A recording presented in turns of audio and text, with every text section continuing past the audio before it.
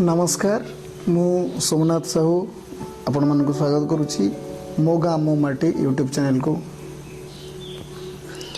आज आम कथा किसी अनुभूति संपर्क रे एमती तो जीवन रे समस्त किसी अनुभूति थाए समयक्रमे आम जिते निज कर्ममय जीवन रो किसी समय पाऊ सब बेले आम आम अतीत को भावी था। अतीत भितर प्राय सबुठु मीठा अनुभूति थाए स्कूल रो। मु कहबी स्कूल रो अनुभूति की छाड़ीदेले ताठार आउ किसी अधिक भल अनुभूति थी सेमती कहीं मत लगुनि। तेरे आसतु मु आज कहबी मो स्कूल अनुभूति संपर्क रे। मोर स्कूल कटक जिलार महांगा थाना अंतर्गत रामचंडी हाई स्कूल एरकोणा। स्कूल कहवा को गले आम बहुत किछि थिला। आमे प्रथमे आरंभ कलु जिते माइनर स्कूल हमर माइनर स्कूल थिला चतुर्थ रु सप्तम और हाई स्कूल थिला अष्टम रु दशम। और ये दुईटा जाक गोटे कैंपस रे थिला। अवश्य आमर प्राइमरी स्कूल पाखापाखि थिला किंतु गोटे कैंपस भितर माइनर स्कूल एवं हाई स्कूल थिला। स्कूल रो अनुभूति कहले वर्ष सारा किछि ना किछि प्रोग्राम आम स्कूल रे चालू थाए। पाठ पढ़ा सहित एंटरटेनमेंट करिकुलर एक्टिविटीज सबू किछि भरपूर होगी थाए आम स्कूल रे। आमर जे सब शिक्षक माने थांती से माने अलगा अलगा कार्यक्रम निजक नियोजित करि थांती। स्कूल रो गोटे सबुठु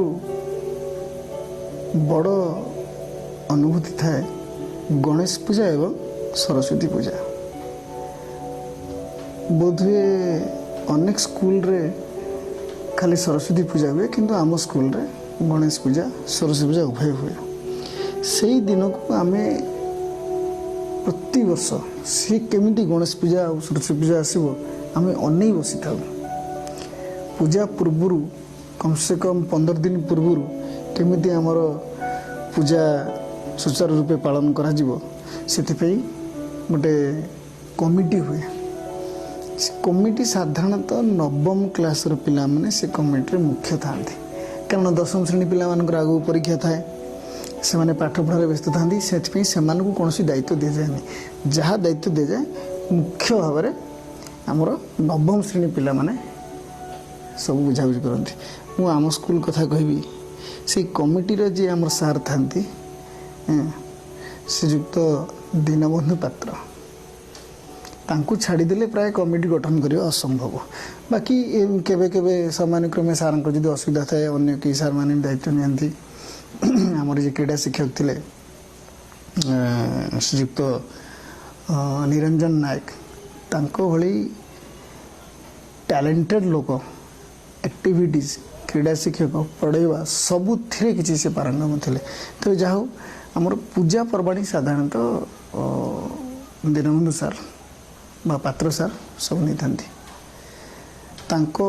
तत्वावधान रे पिला माने केमती क्लास 4 ठारू क्लास 10 पर्यंत नु एक्जेक्टली नवम पर्यंत केमती पूजा चांदा आदाय करा जिवो केते चांदा फिक्स करा जिवो ए सब हुए। एमती धीरे धीरे हला परे पिला माने जाय क्लास आरंभ फास्ट केम चांदा आदाय करिवे सेतर तो जहाँ सब समस्या हुए से तो न कहले भल पिला माने घर पैसा आनी खाईदेवे।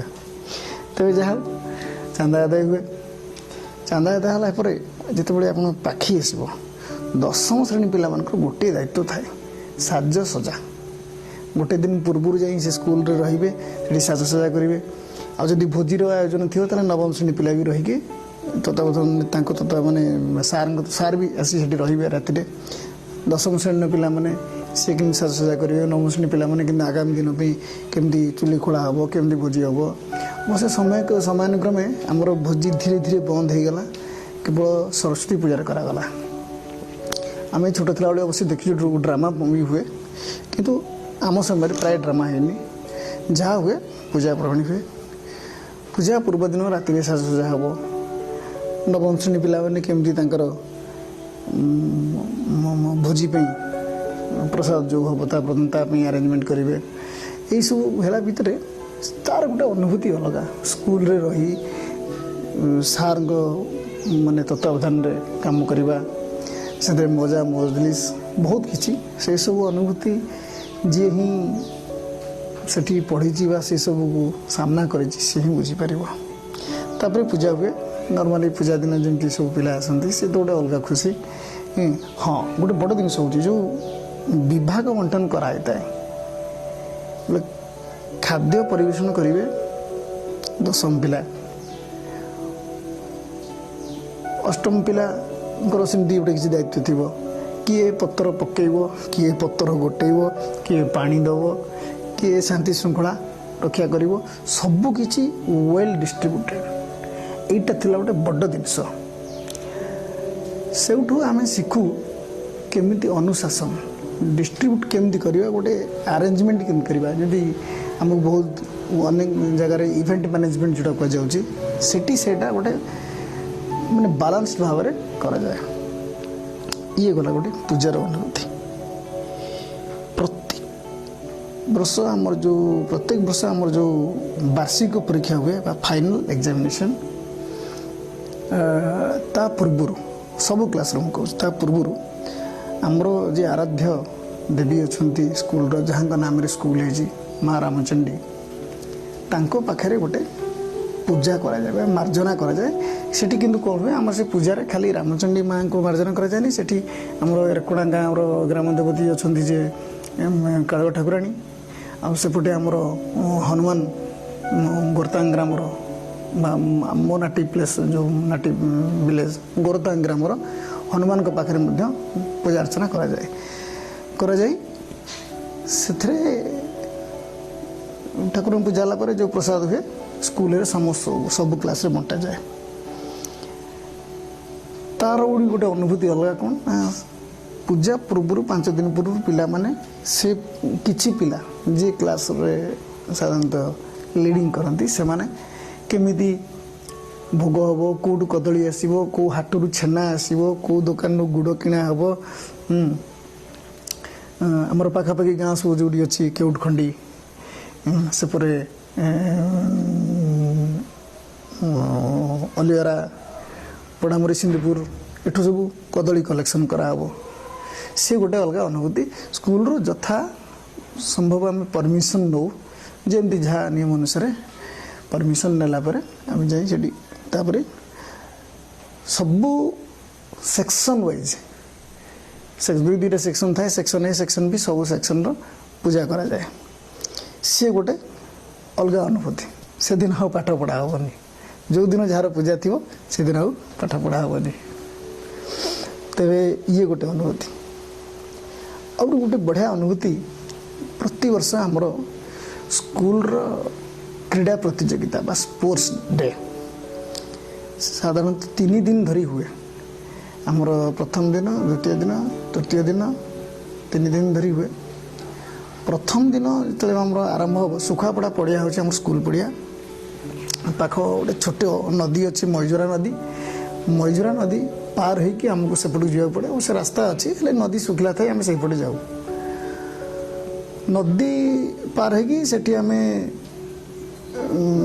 प्रतिदिन सीटी जाऊ किंतु मत मोर जहाँ मन अच्छी आम समय प्राय आम आमर जो क्रीड़ा शिक्षक थे सार को आम अनुरोध करूँ सार आम 3 दिन से गोटे टेंट मारिकी आम रही आम समय बहुत मजा होता प्रथम दिन आमर महादेव आमर से एरियार प्रत्यक्ष शैवपीठ सुंदरेश्वर पाखु क्रीड़ा मसाल आसे आमर जे विगत वर्ष मान भर क्रीड़ा प्रदर्शन जो मैंने भल कर क्रीड़ा मसाल धरी आसती सेठी गोटे पैरेड रे से अभिवादन ग्रहण कर जे आमर अतिथि आसी सेठी गोटे कार्यक्रम हुए आमर विहंग माने पक्षी मान को मुक्त कराए पारा मान को छड़ा जाए हैं से जाऊ सी गोटे जो दृश्य थाए तार गोटे शरीर में श्रीहरण सृष्टि करे हैं जिते आमर आसती जो मैंने सीनियर रे थे सब मसाल नहीं कि सी तो जहाँ उत्साह तंगर थी जो मैंने साधारण आम नॉर्मल जे छात्र छात्री मैंने था आमर गोटे अलग से फिलिंग्स हुए सेटा केवल से समय एवं मन पड़े जो मैंने मोर बंधु मैंने अच्छा से जानी थे तापर स्पोर्ट्स हुए स्पोर्ट्स रे नॉर्मली जमती कैटेगरी सब अच्छे एथलेट सब हुए है भितर प्रथम दिन द्वितीय दिन तृतीय दिन बहुत आकर्षण थाए कौन से दिन कौतुक पोशाक बा फैंसी ड्रेस प्रतियोगिता हुए फैंसी ड्रेस रे मजादार विषय जेहेतु विभिन्न सब आसती बहुत अनुभूति अच्छी पागल पागली संख्या प्राय गणी हुए आउ किए पुलिस होगी आसे गोटे थर मोर मन अच्छी आम माइनर स्कूल रे था आमर जड़े आमरी गाँव जड़े भाई हे सी छेली बेपार करुले गाँव दुई तीन टा छेली धरी पलि आसपटे गाँव में छेली खोजा चलती से गोटे अनुभूति किए पुलिस हुए जड़े आमर बहुत सीनियर थे गोपाल भाई सी तो जहाँ करती अल्टीमेट अल्टरनेट कहीं ना गोटे थर साप आनी खेलेले से मन ना से की साप थिला कि साप खेल अवश्य से सब जिन आना स्पोर्ट्स रे मुख्य भूमिका तो थाए आमर निरंजन सर जे क्रीड़ा शिक्षक था आउ बाकी समस्त माने भूमिकाटा गोटे गुरुत्वपूर्ण थाए दीनबंधु पात्र सर आमर विष्णुप्रिया मैडम से था आमर हिंदी सार स्वर्गत हरेकृष्ण मल्ल सबु शिक्षक प्राय आमर क्रीडा इनवल्व होता आउ जड़े आमर पाख पंचायत मणिजुरी हाईस्कूल पंचायत हाईस्कूल मणिजुरी सेठिकार जी क्रीड़ा शिक्षक थे से आउ ना सुमंत सार तांकर माने अवदान पाखापाखि स्कूल प्रति बहुत तांकर बहुत माने तांकर गुण थिला बहुत टैलेंटेड थिले से जा हो शेष दिन जो स्पोर्ट्स डे रो बहुत इम्पोर्टेंट थाए फैंसी ड्रेस सर तापर टिके लेट्रे से दिन खेल सर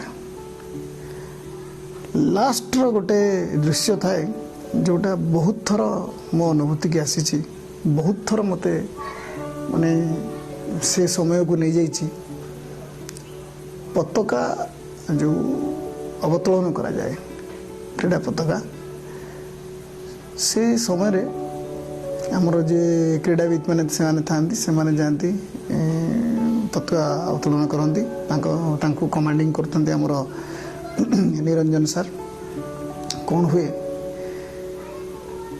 गोटे ड्रम बीट बाजे से ड्रम बीट रे हारमोनियम रे गोटे गीत बाजु थाए से गीत को आमर किसी आम सांग सहपाठिनी हूँ बा सीनियर आम जूनियर थला बेले किसी सीनियर भौणी मैंने से गीत गाई था भजु किना राम नाम रे कुमर भजु किना नाम राम मतलब से सिचुएसन गोटे थाए सब जिन गोटे एंडिंग अच्छी और से एंडिंग टा बहुत दुखदायक थाए 3 दिन खेल हो सारा पर सी गोटे गीत आमको माने जमती लगे गोटे जुगर अवसान घटिला तो से दृश्यटा एवं भी बहुत ये हुए मन को आसे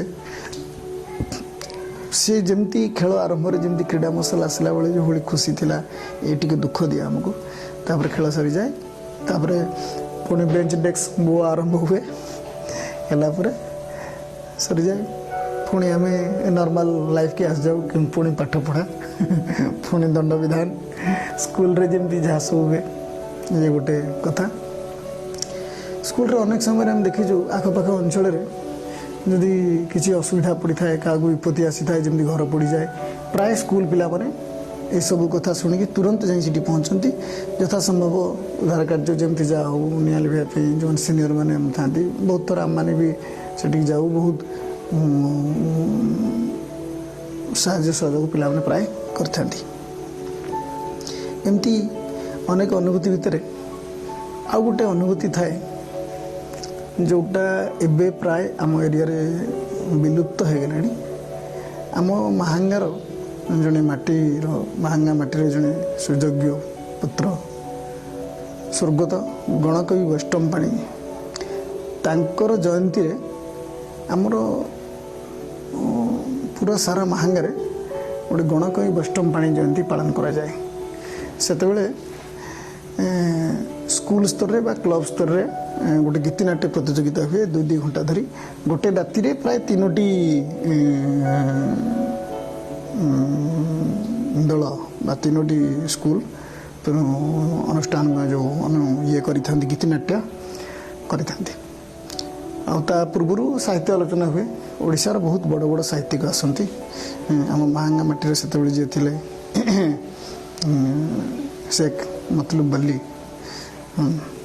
ତାଙ୍କର ଚେଷ୍ଟା ମାହାଙ୍ଗା ପାଇଁ ବା ଯେଉଁ ମାହାଙ୍ଗା ସାହିତ୍ୟ କ୍ଷେତ୍ରରେ ଯେତିକି ଅଗ୍ରଗତି କରିଛି ତାଙ୍କର ଭୂମିକା ବହୁତ କିଛି। ତେବେ ଗଣକବି ବୈଷ୍ଣବ ପାଣି ଜୟନ୍ତୀ ଆମ ସ୍କୁଲରେ 3 ଦିନ ଧରି ପାଳନ କରାଯାଏ।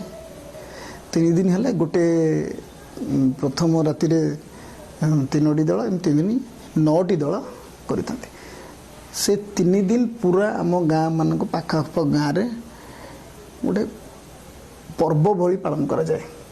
ଆମେ ଭାବୁ ଯେମିତି ଆମର ବିଭିନ୍ନ ଏରିଆରେ ସବୁ ଯେମିତି ରଜ ଅଛି, ନୂଆଖାଇ ଅଛି, ଆମର ସେ ସେମିତି ଗଣକବି ବୈଷ୍ଣବ ପାଣି ଗୋଟେ ପର୍ବ।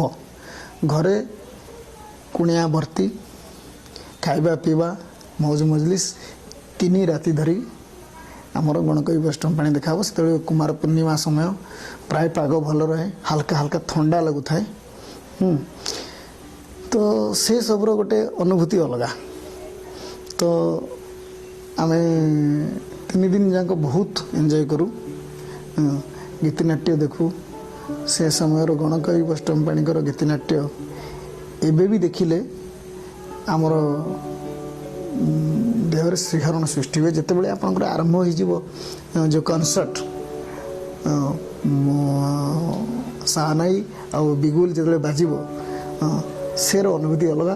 ସେଥିରେ ମଧ୍ୟ ସେଇ ଆମ ନିରଞ୍ଜନ ସାର୍ ଆଉ ଦୀନବନ୍ଧୁ ପାତ୍ର ସାର୍, ସେତେବେଳେ ଆମର ଯିଏ ଥିଲେ କ୍ଲର୍କ ଥିଲେ ବାଜ ସାର୍, ସିଏ ତାଙ୍କର ଭୂମିକା ଗୀତିନାଟ୍ୟ ପାଇଁ ଆମ ସ୍କୁଲରେ ଗୋଟେ ଅଲଗା ରୋଲ୍ ତାଙ୍କର।